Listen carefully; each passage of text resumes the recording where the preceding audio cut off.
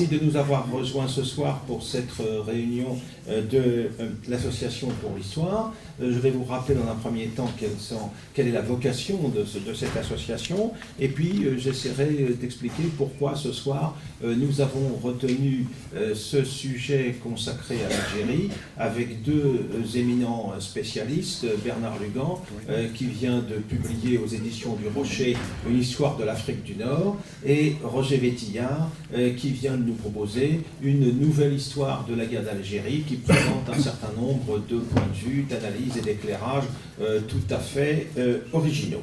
Alors, d'abord, l'association pour l'histoire, je vous rappelle quelle est sa vocation. Nous nous sommes engagés très tôt contre tous ceux qui sont les tenants de la déconstruction de l'histoire traditionnelle, qui entendent à travers cette agression sur la mémoire collective, sur la conscience historique, bâtir l'homme universel du futur. Nous militons, nous, pour une histoire qui soit fondée sur nos racines, qui soit fondée sur une identité, qui s'exprime à travers le sol, le sang et la mémoire, et c'est cette mémoire que nous entendons préserver pour l'avenir. Alors, nous sommes engagés dans ce combat depuis plusieurs années maintenant, et à travers divers moyens d'intervention, des réunions comme celle à laquelle vous êtes venus ce soir, que nous organisons régulièrement au fil de l'année en fonction de thèmes qui sont souvent liés à l'actualité.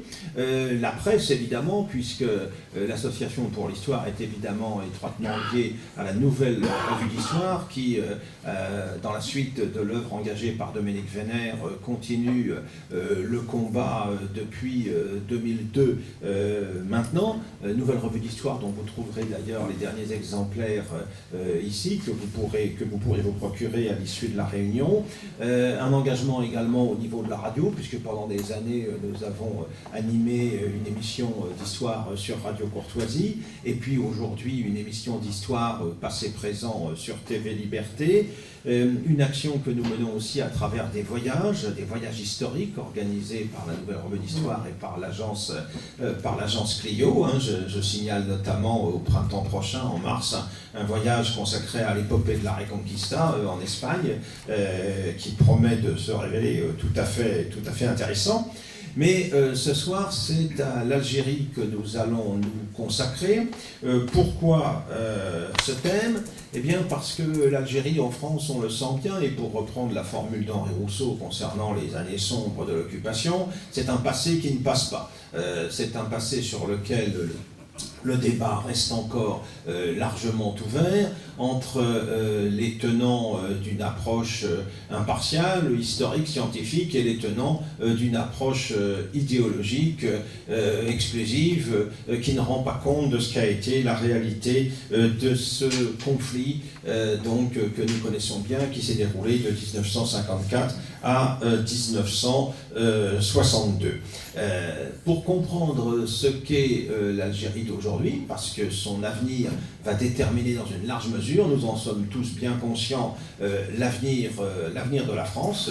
Nous avons vu ce qu'il en était des déstabilisations intervenues depuis les printemps arabes, notamment au Proche-Orient. Il est clair que si demain le chaudron algérien vient à exploser, ce qui ne peut être écarté, il y aura évidemment des conséquences considérables pour nous.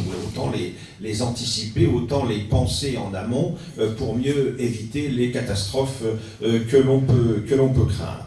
L'Algérie, qui est aujourd'hui un pays fragile, on le voit bien, avec un pouvoir politique des plus incertains, un président en fin de parcours, c'est le moins que l'on puisse dire, un pays qui s'est appuyé sur la rente pétrolière avec toutes les limites que cela implique, au bénéfice, cette rente pétrolière, d'une nomenclatura parasitaire et prédatrice dans une très large mesure, un pays avec 35% de chômeurs, un pays qui hésite entre l'attachement à l'Oumma musulmane, à la communauté islamique, et puis qui hésite entre cela et puis les références proprement nationales qui ont inspiré pour une part les dirigeants du FLN depuis la guerre. En plus, une Algérie qui se retrouve dans un environnement géopolitique assez imprévisible, avec un Maroc avec lequel les relations sont plus conflictuelles, avec une Afrique noire baignoire sahélienne aux destinées tout à fait incertaines, avec en plus en interne la question évidemment de la berbérité et de revendication de la minorité berbère. Alors pour évoquer tout cela, comme je le disais tout à l'heure, nous avons ce soir la chance d'avoir deux spécialistes, Bernard Lugan, donc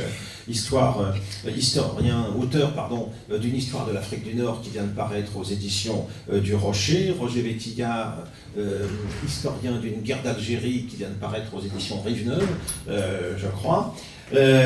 Avec Bernard Lugan, dans un premier temps, nous allons nous efforcer de décrypter la longue durée de cette histoire, de ce territoire, les différentes composantes de ce destin particulier dans l'histoire, dans cette région qui ne constitue pas une nation avant 1830, avant la conquête française. Ça sera l'occasion pour Bernard Lugan d'évoquer les relations compliquées entre arabité et berbérité, de faire également le bilan de la colonisation.